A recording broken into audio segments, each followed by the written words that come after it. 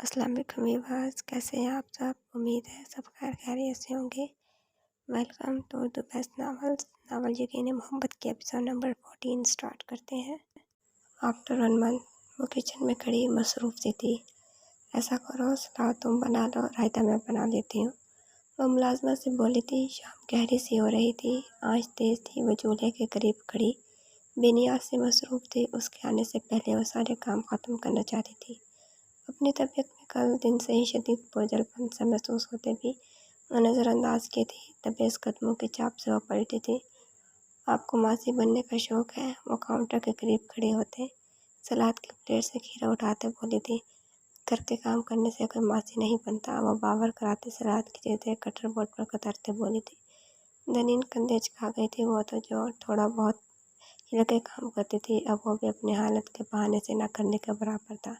ویسے بھی کام کون سا اتنے تھے؟ کچن کے کاموں کے علاوہ دانین کی نظر اچانک چولہے کے نزدیک پڑی تھی۔ وہ لب پھیلاتے لب واہ کرتی جب اس کو دیکھا تھا۔ وہ اتنی مصروف تھی کہ اندازہ نہیں ہو پایا۔ کمر پر گرم مدت محسوس کرتے وہ نامحسوس انداز میں پلٹتی جب وہ بھی چلائی تھی۔ ریحا، آپ کے دوپٹے کو آگ لگ گئی ہے، وہ دور سے بولتے ہی اسے مزید ڈرا گئی تھی۔ کمرے سے نکلتے ملی جلی چیخوں سے وہ تیزی سے کچن کی جانب آیا تھا، جہاں وہ آگ کی لپیٹ میں لپٹا دوپٹہ خود سے علیحدہ کرنے کی تگدو میں خوف زدہ تھی، جبکہ باقی ملازمہ اور دانین دور سے ہاتھوں سے آگ بجھانے کی سعی میں تھی۔ وہ پہلے تو دیکھتا رہا تھا۔ اتارو دوپٹہ، پاگل لڑکی، جلدی اتارو اسے، اذہان نے دیکھتے کہا، جو ویسے ہی آگ بجھانے کی سعی میں آنسو لیے نفی کر رہی تھی۔ اس کی بچکانی حرکت پر وہ دوپٹے سے پر پھیلتی مزید آگ دیکھتا رہ گیا تھا۔ اگلے لمحے اسے کھینچ کر دوپٹہ دور اچھالتے پھینکا تھا۔ ٹھیک ہو تم؟ بولتے نظریں چراتے فوری باہر چلا گیا تھا، جہاں دروازے پر سخت نظروں کا سامنا ہوتے دانین بھی دیکھتی رہ گئی تھی۔ جب پیچھے اسے کھڑے پایا تھا، اس کے دوپٹے پر آگ لگ گئی تھی۔ اس کی نظروں کا تاثر دیکھتے صفائی دے بیٹھا تھا، جو شاید ابھی آیا تھا۔ لاؤنج میں پڑے کاؤچ پر ہی اس کا کوٹ اور لیپ ٹاپ بیگ سے وہ اندازہ لگا چکا تھا۔ دھیان کہاں تھا تمہارا؟ اس کی دھاڑ پر وہ سہمتے سرخ آنکھوں سے آدھا جلا دوپٹہ زمین پر پڑا ابھی بھی مفروض ذہن سے دیکھ رہی تھی۔ ہاں، آنسو تیزی سے اس کو سامنے دیکھتے آنکھوں کے کناروں سے آزاد ہوئے۔ وہ ناقابل فہم تاثرات دیکھتے سوچ کے ہی کانپ اٹھی تھی۔ کیا ہوا؟ ثانیہ بیگم کچن میں آتی آوازوں سے آئی تھی۔ وہ الجھی بکھری چٹی اور دوپٹے کے بغیر کھڑی حادثاتی کیفیت میں تھی، جب وہ فوری اسے کسی بھی پرواہ کے بغیر سینے سے لگا گیا تھا۔ ریحا کو لہجے سمیت اس کی پکڑ میں بھی سختی محسوس ہو رہی تھی کہ وہ ہاتھ پر جلن سے کرا اٹھی، جو شاید خود سے آگ بجھانے کی سعی میں سرخ سا ہو گیا تھا۔ یہ سارے کام کیا تمہارے ہی ذمے ہیں؟ آئندہ مجھے تم کچن میں نظر نہیں آؤ، وہ تیز آواز میں بولتے اس کے بازو تھامتے لے گیا تھا۔ دانین کیسے لگی تھی آگ؟ ثانیہ بیگم خود پریشان ہو گئی تھی۔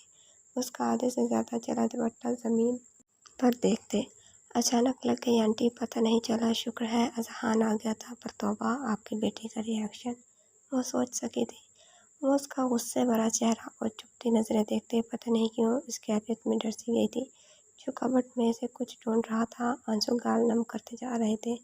غصہ کیوں ہو رہے ہیں؟ آئی پرامس، دوپٹہ نہیں اتار رہی تھی میں، اس کی باتوں سے اس کے محسوس کرتے وہ تعصب سے پلٹا تھا۔ وہ کیا سمجھ رہی تھی؟ سیریسلی؟ آئنٹمنٹ بیڈ پر اچھالتے نرم پڑا تھا۔ تم اتنی لاپرواہ کیوں ہو ریحا؟ کب لاپرواہی والی حرکتیں کرنا چھوڑو گی میری جان؟ وہ ماتھا مسلتے 2 منٹ پہلے کا واقعہ سوچتے خوف زدہ، اب رو کیوں رہی ہو؟ پریشانی میں جھکتے وہ فوری ہاتھ کے علاوہ اس کی گردن کے بعد اس کے کندھے سے شرٹ ہٹا کے دیکھتا۔ وہ نامحسوس انداز میں پیچھے کھسکی تھی، جیسے میں نے جان بوجھ کر کیا تھا نا، زہر لگ رہے ہیں مجھے، وہ مزید تیزی سے روتے بولی تھی۔ مطلب کوئی قدر ہی نہیں تھی اس کی؟ ہاں، تم نے تو ٹیسٹ کیا ہے نا زہر، طنز کرتے اس کو خود سے فاصلے پر جاتے اس کی نم آنکھیں دیکھتا رہ گیا تھا۔ لاتعداد پر اس پر نظریں ڈالتے وہ روانی میں بول تو گئی تھی۔ آہن نے نظریں اس کی جانب کی تھیں کہ لب نہ چاہتے ہوئے بھی اس کی شکل دیکھتے مسکراہٹ بدل گئے تھے۔ وہ خجل ہوتی بات سمجھتے سرخ ہوتے نظریں جھکا گئی تھی۔ پھر سے کراؤ؟ وہ ہاتھ تھامتے گہری نظروں سے اس کو دیکھتے بولا تھا، جب اس کی اچانک سسکی برآمد ہوئی تھی اور اپنا ہاتھ اس کی گرفت سے کھینچا تھا۔ اس کے ہاتھ کی پشت سرخ سے دیکھتے ہوئے جھکتے لب رکھ گیا تھا۔ یہی ہوتا ہے دھیان نہ دینے سے۔ وہ آئنٹمنٹ لگاتے طنز بھی کر رہا تھا اور وہ بس دیکھتی رہ گئی تھی اس شخص کو۔ कल सुबह फिर नाश्ता आप बनाएंगे, वो ट्यूब रखते उसकी बात पर पलटा था। तुम बस पास रहना, नाश्ता मैं बना लूँगा, मैं हेल्प भी नहीं करूँगी। वो सर मसलते, अजीब होती तबीयत महसूस करते, उसे बोलते इसी पोजीशन में लेट गई थी। वो वॉशरूम से वापस आया, इसको देखा तो वो आड़ी तिरछी पड़ी थी। वो ड्रेसर के सामने खड़ा यही समझा था जाग रही है। वो उसके बेहिस्सा हरकत वजूद को देखते बाल बनाते उस तक आया था। रिहा उसको पुकारते उसके नज़दीक बैठते वो फिक्रमंद हुआ था। उसे इतनी जल्दी पैर से टांगे नीचे ही लटकाए इसी कैबिन में सोते देख कुछ खाना नहीं था क्या, पागल वैसे ही सो गई है। घड़ी देखी जहाँ 7 बजने में अभी भी टाइम बाकी था। उसे सीधा करते बाजू में बढ़ते सही से बिस्तर पिलाते वो बड़बड़ाया था, खुद को कितना नुकसान पहुंचा देती है। हाथ की पूछ को देखते उसके कलाई से ब्रेसलेट निकालते साइड ड्रॉर में रखा था, जो अब इसे मजीद तकलीफ न दे। खुद रूम से बाहर कदम बढ़ाए थे। सुबह उठते वो इसे लेते किचन में आई थी। घर के बाकी अफराद भी अभी शायद सो रहे थे। वो अक्सर जल्दी जाता, जिसकी वजह से वो भी जल्दी उठती। शुरू में तो शदीद खौफत थी, पर अब इसे आदत सी हो गई थी। काउंटर पर मज़े से बैठे टांग हिलाते वो ऑर्डर दे रही थी, मुझे पहले जूस बना के दें। कैसे? वो अजीब तासर देख गया था, वो हैरान हो गई। कैसे मतलब? एक अदर जूसर ले, स्विच लगाए, उसमें ये कटे हुए मैंगोज और दूध डाले। वो बोलती जा रही थी, उसने वैसे ही किया था। खुद वो शुगर पॉटी से अभी थमाती। फटता है। उसकी भारी झंझनाई आवाज़ से रिहा ने उस जानिब देखा और पलक जगह कहका लगाया था, जो ढक्कन बंद किए बगैर जूसर का बटन ऑन कर गया था। और मेरे हीरो नहीं, मेरा मतलब ज़ीरो। ऐसे करते हैं ढक्कन किसने हवाई मखलूक ने लगाना था क्या? वो काउंटर से उतरते इस तक आई थी, जो चेहरे और सिर तक दूध में नहा गया था, और हंसी उसका में इतनी आ रही थी जिसका वो बमुश्किल गलत घोटने थी। हंसना बंद करो, वो वार्न करते काउंटर से चीज़ें साफ करते बोला था। मैं नाश्ता बनाऊंगा, तुम बस मेरे पास रहना। बचा दूध से चीज़ें समेटने के बाद उसने शेक करते रात की बात पर जताया था। तो मैं बताता हूँ। चेहरे पर पानी के छींटे मारते शर्ट साफ किए सिंक से वो इसके करीब पड़ता चला आ रहा था। नौहान वना समझे से दूर हुई थी। यसान की जान फुर्ती से कमर से खींचे वो मुस्कुराहट दबाए उसे अपने करीब कर गया था। किचन है ये, शर्म करे। उसकी टूटती आवाज़ पर वो झुकते उसके गाल पर लब रख गया था। लम्हे में गुलनार होता गाल झुका गई। हो गया, बोलती बंद हो गई, अभी देखना मजीद होगी। उसकी नाक होंठों से चूमते वो मजीद होंठों पर झुकते कुछ करता कि वो फौरी से हाथ रख गई थी। Focus on your work, hurry up, वरना मैं अपने शोहर को शिकायत लगा दूंगी। नेहा को बड़ा ही पलटी किस्म का है। फ्रिज से अंडा उसके हाथ में थमाते वो करते पड़ी हुई थी। तुम्हारे शोहर को कहूँगा कि तुम मुझे खुद की जानिब राग़ब करने को अदाएं दिखाते मजबूर करती हो।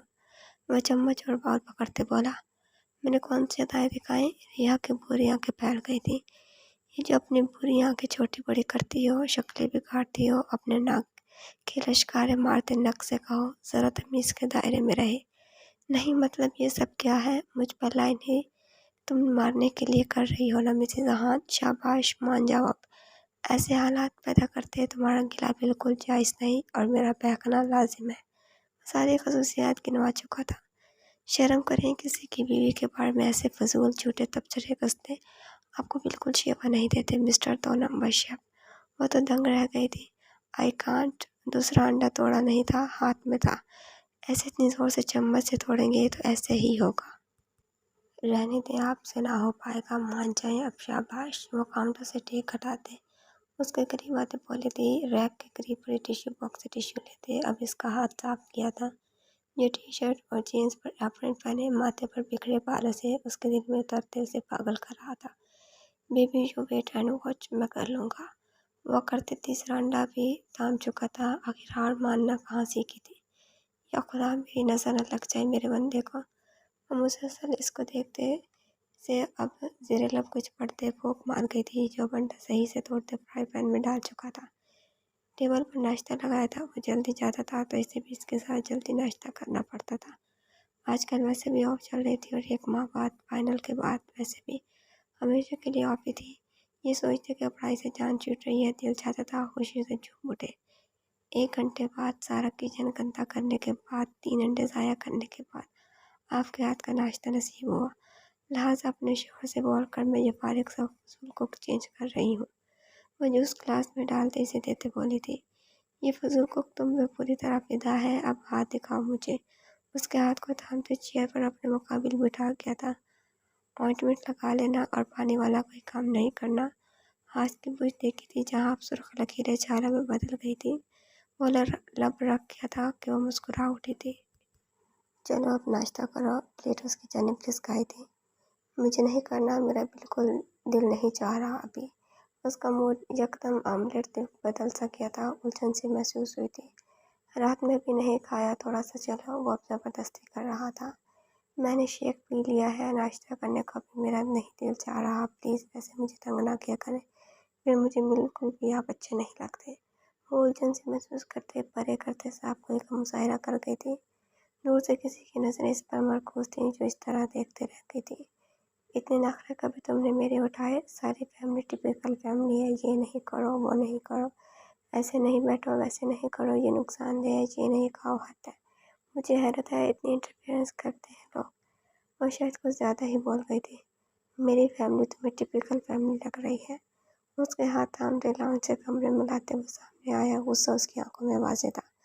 دانیل سٹپٹائی سی تھی۔ اگر تمہاری بھلائی کے لیے میری ماں یا کوئی اور تمہیں کچھ کہے تو وہ ٹپیکل ہے، اس کے کندھے سے جھنجھوڑتے بولا تھا۔ تم بتا دو مجھے، تم سے مجھے کیا نصیب ہوا ہے؟ اذہان بتا دو مجھے، پہلے تو مجھے ٹچ کر چکی ہو، اوپر سے تم مجھے اس دن کسی کے حوالے۔ شٹ اپ دانیل، بات ختم ہو گئی ہے، وہ طنز و تانا نہیں دو تو بہتر ہے۔ وہ دانیال کی موت پر حیران تھا، کیسا شخص تھا، اپنی زندگی بے مقصد گزارتے چلا گیا تھا۔ اس لمحے شدت سے احساس ہوا تھا، زندگی کا کوئی پتہ نہیں، آج سانس ہے تو کل نہیں۔ بات بدل نہیں سکتے تم؟ وہ جانے کیوں بات بڑھانا چاہتی تھی۔ اور ریلی تم کیا کر لیتی مس دانیل؟ اگر میں تمہیں نہ اپناتا، بولو کیا کر لیتی بتاؤ۔ لیکن تم نے اپنایا دانیل، شاید ضمیر مردہ نہیں تھا میرا، لیکن تم پر کوئی اثر نہیں۔ اگر میں چاہتا ہوں ہماری زندگی آسان ہو تو ساتھ کیوں نہیں دے رہی ہو میرا؟ ایک پرسکون زندگی ہے ہماری، لیکن اس کے لیے کمپیریزن اور خودی کے زون سے تو کم از کم باہر آؤ۔ وہ شدید سخت دیوا لینے کے بعد اب نرمی سے بولا تھا، لیکن دانیل کو کون سمجھاتا جو اپنے حسد میں سب کچھ ہوتے بھی گوا رہی تھی۔ اپنے سوشل اکاؤنٹ پر چلتا آرٹیکل پڑھتے ہوئے سن ضرور ہوئی تھی، کیسی ماں تھی اپنے بیٹے کو اس کی غلیظ حرکت پر سزا دینے کی بجائے بات چھپا کر بڑھاوا دے رہی تھی۔ ہمارے معاشرے کا المیہ یہی ہے، 80% قصور ماں باپ کا ہوتا ہے جو اپنی اولاد کی غلطیوں پر پردہ ڈال کر انہیں اس بات کا یقین دلا دیتے ہیں۔ بہرحال میں نے سپورٹ کریں گے، لہٰذا وہ گناہ کرنے سے خوف زدہ ہونے کی بجائے اگلی بار بھی ڈٹائی سے کرتے ہیں، کیونکہ انہیں پتہ ہوتا ہے ان کے پیچھے بچانے والے لوگ ہیں۔ Today it's the case of poor kitten, later this boy become fearless rapist۔ انگلیاں کی پیڈ پر چلتے خود بخود کمنٹ کر گئی تھی۔ آرٹیکل پڑھتے اس کے آنسو اس کے گال بھگوتے جا رہے تھے۔ کیا تھا یہ معاشرہ جہاں جانور بھی سیف نہیں تھے؟ وہ تو اس سب کا شکار ہوئی تھی۔ اس لمحے اس شخص کی کمی اتنی شدت سے محسوس ہوئی تھی جسے پچھلے 1 ماہ سے اس نے نہیں دیکھا تھا۔ وہ کہاں ہے؟ وہ اس وقت میں سے کافی مس کر چکی تھی جو اسے چھوڑتے شاید چلا گیا تھا۔ وہ لاکھ دل کو سمجھاتی پر اس کے لفظ گونج جاتے تھے، جن کو اپنا لیا جاتا ہے انہیں پھر چھوڑا نہیں جاتا، پھر حالات کے تقاضے جو بھی ہوں۔ آخری رات کے بعد وہ اس کے سامنے نہیں آیا تھا۔ وہ اگلے دن اپنے باپ کی زبردستی کرنے پر اپنے گھر تھی، اس کا گھر تو لاک تھا۔ اس کی زندگی کے اس بھیانک چیپٹر کے ختم ہونے کے ساتھ اسے لگا تھا وہ اس کا چیپٹر بھی کلوز کر گیا تھا۔ ہر آہٹ اس کا پتہ دیتی تھی پر وہ نہیں ہوتا تھا۔ ابھی انہی سب میں تھی، ہر روز کی طرح آج بھی ایک ٹیسٹ موصول ہوا تھا۔ Relationship is not about hugs and romance, it's all about trust and never giving up each other. Starting a new chapter, meet you soon, regard G N. Liar ہو تم، وہ فون پھینکتے چلائی تھی۔ بدگمانی کی انتہا ایک بار پھر سے زندگی میں عروج پر تھی۔ تم یہ سب چاہتے تھے اس ریلیشن شپ میں، اور جب میں تمہیں نہ دے سکی، یو لیو می الون، جھوٹے انسان۔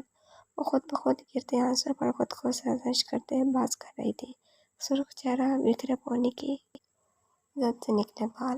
وہ اس شخص کی ہر اس حرکت پر سنتی جس کا باپ بھی نہیں جانتا تھا وہ کہاں گیا تھا۔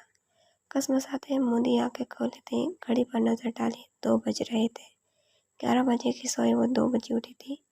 میں اتنا زیادہ سوئی، صحیح آہن کہتے ہیں مجھے بالکل اندازہ نہیں ہے کہ میں کتنا سوتی ہوں۔ وہ اس کو سوچتے مسکرائی تھی۔ دوپٹہ لیتے وہ بستر سے نکلتی، ایک پیر ابھی زمین پر رکھتی۔ سر بری طرح چکرایا تھا، بیڈ پیچھے ہونے کی وجہ سے وہ گرنے سے بچتے سر تھام گئی تھی۔ اتنی نیند کے بعد بھی مجھ پر بے ہوشی کے غلبے ہیں۔ وہاں کے وہاں کرتے مسلتے خود کو نارمل کرتے واش روم کی جانب پڑی تھی۔ دانی کہاں ہو تو؟ اذان نے روم میں آتے پکارا تھا۔ وہ روم دیکھنے کے بعد واش روم کا بند دروازہ دیکھتے ہی سمجھ گیا تھا وہ وہاں تھی۔ چند لمحہ بعد وہ وہاں سے نکلی تھی۔ شاور لیے بھیگے بال کندھوں پر گیلی لٹوں کی صورت میں تھے۔ وہ خاموشی سے اسے تکے کیا تھا۔ اس کا سرخ سیاہ امتزاج کی قمیص میں نکلا سراپا ہاتھ میں پکڑے شاپنگ بیگ کو وہ پیچھے کر گیا تھا۔ وہ اندازہ نہیں کر پائی تھی اذان روم میں ہے۔ سیلور بجتی رنگ سے وہ اس جانے متوجہ ہو گئی تھی۔ میں سینڈ کر دوں گی نا ٹائمنگ، فی الحال ہرگز موڈ نہیں، ابھی صحیح ٹائم نہیں۔ شیشے میں حیران عکس سے طاقت کر گیا تھا۔ کس سے بات کر رہی تھی؟ کون سی صحیح ٹائمنگ؟ وہ نارمل مگر تیکھے لہجے میں استفسار کر رہا تھا۔ کسی کا نہیں تھا، مما کا تھا، مجھ سے ملنے کو گھر بلا رہی تھی۔ وہ بات سنبھالتے بولے، تم کب آئے؟ وہ ڈریسر پر فون رکھتے لہجہ درست کر گئی تھی۔ جب تم کافی بزی تھی۔ وہ قدم اس کی جانب بڑھا گیا تھا۔ وہ ڈریسر کے ساتھ لگ گئی تھی۔ کچھ چھپا رہی ہو مجھ سے؟ اس کی گیلی کھینچ تھے۔ وہ اس کی آواز معطل کر گیا تھا۔ نہیں تو؟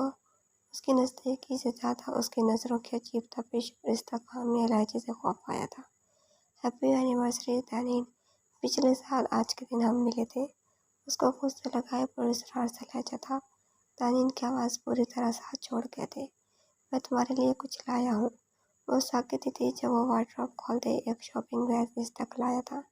یہ میری ڈیل کا پہلا پروفٹ تھا جب آپ نے مجھے آج دیا۔ اس کا ہاتھ تھامتے وہ سرخ باکس کھولتے دکھا گیا تھا۔ اور پہلا گفٹ مما کا اور تمہارا، یہ مما کے لیے لیا ہے، اچھا ہے نا؟ دوسرا باکس کھولا تھا جس میں تھوڑے ڈیسنٹ سے چین ڈیزائن میں تھے۔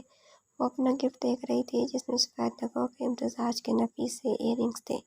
اچھے لگے؟ وہ اسے دیکھتے مسکراتے بولا۔ وہ چپ تھی جب اچانک آنسو پلکوں کے باہر سے آزاد ہو گیا تھا۔ دانی کیا ہوا یار، اچھے نہیں لگے تمہیں؟ اذان اس کی بھیگتی پلکیں دیکھ بکلا ہی کیا تھا۔ اچھے ہیں، وہ نمی لیے بولی تھی۔ پھر وہ باکس ڈریسر پر رکھتے اس کا چہرہ تھم گیا تھا۔ وہ بس اسے دیکھتے رہ گئی تھی۔ تم اظہار کے معاملے میں بہت کنجوس ہو اذان، I need you this time, لیکن تم نے ایک بار بھی اپنا احساس دلایا مجھے۔ وہ احساس سے عاری لہجے میں بولی تھی۔ ایم سوری دان، اس کی کمر سہلا گیا تھا۔ دانین فی الحال اپنے جذبات نہ سمجھتے بے تاثر ہی رہی تھی۔ وہ شیشے کے سامنے کھڑی جائزہ لے رہی تھی جب میسج کی ٹون ہوئی تھی۔ ایک نقش تمہارا ہے کہ وہ دل میں جمع ہے، ایک تم ہو کے پہلو میں ٹھہرنا نہیں آتا۔ وہ سنبھلتی کہ دوبارہ سے ٹون ہوئی تھی۔ Need your war welcome. نو، اس کے لب نفی میں ہلے تھے۔ گہرے رائل بلو ڈریس میں وہ بالوں کو بیچر میں جکڑے بالکل سادہ سی تھی۔ نقش ہر آرائش سے اس لمحے پاک تھا، سوائے کانوں میں ایک نگ والے ٹاپس کے جو ہمیشہ اس کے کانوں میں تھے۔ میں اس کے لیے تیار ہو رہی ہوں، وہ اپنے سادہ سی حلیے کو دیکھتی سوچ سکی تھی۔ وہ اپنے بیڈ روم میں کھڑی تھی، گلاس وال سے شیشے میں نظر آتی شام سے رکھتے اب گہری رات میں بدل گئی تھی۔ نور، زبیر صاحب کے آواز سے وہ چونک گئی تھی۔ اچھی لگ رہی ہو، باپ کی تعریف پر وہ سادہ ہونے کے باوجود چیمپ سی گئی تھی۔ حالہ زندگی میں تمہیں بس خوش دیکھنا چاہتا ہوں۔ ماضی کو بھول کر موجودہ لمحات پر غور فکر کر لو، تھوڑی جو گزر گیا ہے اسے بھول جاؤ۔ وہ اسے سینے سے لگاتے سمجھاتے بولے تھے۔ وہ انہیں بتا نہیں سکی تھی۔ کچھ چیزیں نہیں بھولی جاتی، وہ دھندلانے کے بعد بھی ذہن پر نقش ہو جاتی ہیں۔ وہ تمہیں لینے آئے گا۔ وہ خاموش ماحول میں ساکت دل کی دھڑکن تیز سی ہوئی تھی۔ اس کا سامنا کرنے کو اس کا تیز دھڑکتا دل لرز اٹھا تھا۔ پلکیں اڑتے ہی جھک گئی تھیں۔ وہ اپنے بارے میں سارے کام شدہ مفروضے غلط ثابت کرنے میں ماہر تھا۔ وہ روم سے نکلتے نیچے آئی تو دوپہر میں ہمدان نیازی کو لاؤنج میں دیکھ کر حیران تھی۔ نور بیٹے کیسی ہو؟ وہ اس کو دیکھتے استفسار کر گئے تھے۔ ٹھیک ہوں میں انکل، ہوک سی دل سے نکلی ان کے آنے پر۔ نور، بات کرنی ہے مجھے تم سے۔ زبیر صاحب نے حامی بھری بن کے قریب بیٹھ گئی تھی۔ غازیان کے بارے میں وہ بند ہوتے دل سے ایک ماہ بعد اس کا ذکر سن رہی تھی۔ وہ محکمے کی حراست میں تھا پچھلے ماہ سے۔ میر صبری نے کیس کر دیا تھا اس کے خلاف، وہ حیران سے سن رہی تھی۔ آپ نے مجھ سے کیوں چھپایا؟ بابا آپ بھی اس زبیر صاحب کی جانب دیکھنے لگی جو نظریں چرا رہے تھے۔ اس نے منع کیا تھا نور، وہ درخت دل سے سنتی رہ گئی تھی۔ اب کہاں ہے وہ؟ انشاءاللہ جلد ہی سامنے ہوگا، اس کی جواب وہ درخت دل سے پوچھ بیٹھی تھی۔ میر صفدین کا لگایا، اگر کوئی الزام ثابت نہ ہوا تو مل جائے گی واپس انشاءاللہ۔ آج کی فائنل ہیئرنگ ہمارے حق میں ہوئی۔ آج فائنل ہیئرنگ تھی اس کی، اور اس ہیئرنگ سے پہلے وہ اس سے ملنا نہیں چاہتا تھا۔ وہ محکمے کی جانب سے ملی گاڑی کر سب محکمے نے ضبط کر لی تھی۔ تمام گواہوں اور ثبوتوں کو مد نظر رکھتے میڈیکل رپورٹس کی بنا پر نتیجہ یہ نکلا ہے کہ میر دانیال صفدین نشے میں دھت تھے، اور اسی حالت میں وہ ریسنگ ٹریک پر تیز رفتار گاڑی کے بریک سے کو ہینڈل نہیں کر پائے، جس کے نتیجے میں اپنے 3 دوستوں اور ان کے ساتھ موجود کانسٹیبل سمیت حادثے کا شکار ہو گئے۔ عدالت اسسٹنٹ کمشنر غازیان نیازی کو بری الزامان کرتی ہے اور جلد ہی محکمے کی جانب سے جاری ڈسمس لیٹر ایشو کی کارروائی کلیئر کرتے ان کے حق میں اچھا فیصلہ ہوگا۔ The court is over. ایسی کارروائیاں تو سالوں چلتی ہیں، پر چلانے والا شخص شاید اپنے بیٹے کو کھونے کے بعد ہار گیا تھا۔ میر صفدین کے لفظ وہاں بیٹھے اس کے ذہن میں گونجے تھے۔ تمہیں کوئی فائدہ حاصل نہ ہوگا کیس کا، تھک جاؤ گے، میرا بیٹا باہر چلا جائے گا، سالہ تم یہاں اپنی بیوی کے لیے پیشیاں بھگتتے رہنا۔ طنز اس کی پارٹی کی جانب دیکھا تھا۔ زندگی میں دوسرا کیس تھا جو وہ ہارا تھا، ایک پہلا اور دوسرا یہ والا جسے جیتنا اسے اپنی مقصد لگا تھا۔ پچھلے دنوں سے کتنی محنت کی تھی، تھک جاؤ گے، کچھ ثابت نہیں کر پاؤ گے ایڈوکیٹ صاحب۔ میں ہارتا نہیں ہوں، صرف دیکھنا ہے الزام تم پر ثابت ہوں گے اور تم اس جاب کے واقعی قابل نہیں ہو، یہ ثابت کروں گا میں۔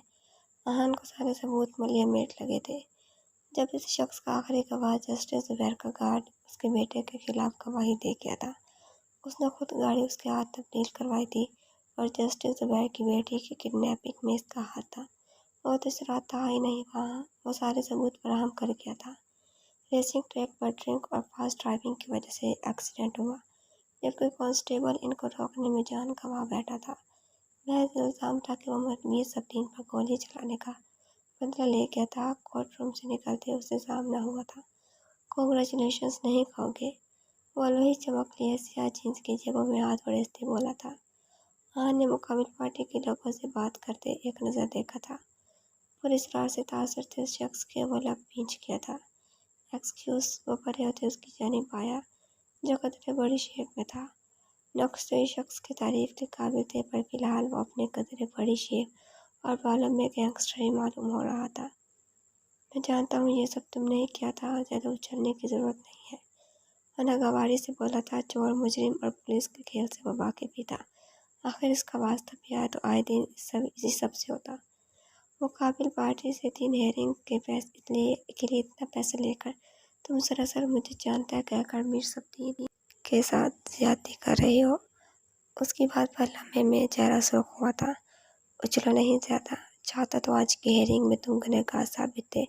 ٹرانسپیرنٹ لفافہ اس کے سامنے لہرایا تھا۔ یہ اس پوائنٹ سے پولیس کو ملی تھی جو تمہارے گن سے ہی نکلی تھی، اس میں گولی کا شیل تھا۔ یہ ثابت کرنے میں مجھے صرف 2 سیکنڈ لگیں گے، یہ تمہارے گن سے نکلی ہے جو تم نے جس بھی وجہ سے چلائی تھی، لیکن میں ایسا نہیں کرنے والا، سو ڈونٹ وری۔ اس کے سمت طلب دیکھتے وہ طنز مسکراہٹ لیے دوبارہ بولا تھا۔ اور رہی بات کنگریچولیشنز کی، اس کی مٹھائی تو تمہاری طرف ادھار رہی، امید ہے کبھی بھی تم سے دوبارہ میرا سامنا نہ ہو انشاءاللہ۔ وہ پچھلا واقعہ نہیں بھولا تھا جب وہ اس کی شادی کی رات اس کو اریسٹ کر کے لے گیا تھا، اور میں دعا کروں گا کہ تمہارا انشاءاللہ الحمدللہ میں تبدیل ہو جائے۔ آہن اس کی بات پر اس کی پشت تکتا رہ گیا تھا۔ لاؤنج سے دوبارہ اپنی غیر ہوتی طبیعت محسوس کرتے وہ اٹھی تھی جب اڑتے پھر اس کا بری طرح سر چکرایا تھا۔ ریحا، نائم اور ثانیہ بیگم دونوں نے باتوں کے دوران اس کو اڑتے دیکھ ٹھٹکتے پکارا تھا۔ ٹھیک ہو تم؟ بس ماما، سر پھٹنے والا ہو رہا ہے۔ ان کے سہارے پر ان کے کندھے پر ہی سر رکھ کے نڈالتے صوفے پر بیٹھ گئی تھی۔ ثانیہ بیگم سمیت اس لمحے روم سے نکلتی تعلیم کی زیرک نگاہوں نے اس کا زرد ہوتا چہرہ دیکھا تھا۔ کب سے ہے یہ؟ نائمہ نے خوشگوار حیرت لیے پوچھا تھا۔ ماما پرسوں 2-3 دنوں سے، میڈیسن بھی لی تھی، پھر بھی عجیب دل متلا رہا ہے، وہ نوزی سی پوزیشن میں بولی تھی۔ पागल मेरे साथ चलो, सानी बेगम की जानिब मुस्कुराहट उछालते उन्होंने इसको देखते कहा जो नासमझी से इन खवातीन की मुस्कुराहट देख रही थी। उसके ऊपर से ही गुजर रहा था सब। अपनी माँ और सानी बेगम का इंकशाफ दुरुस्त होने पर चंद लम्हों पहले पीला सा चेहरा अब सुर्खी इख्तियार कर रहा था। वो अपनी खुशी और अजीब कैफियत से लबदबाए सबकी नज़रों से चींपी पड़ी थी।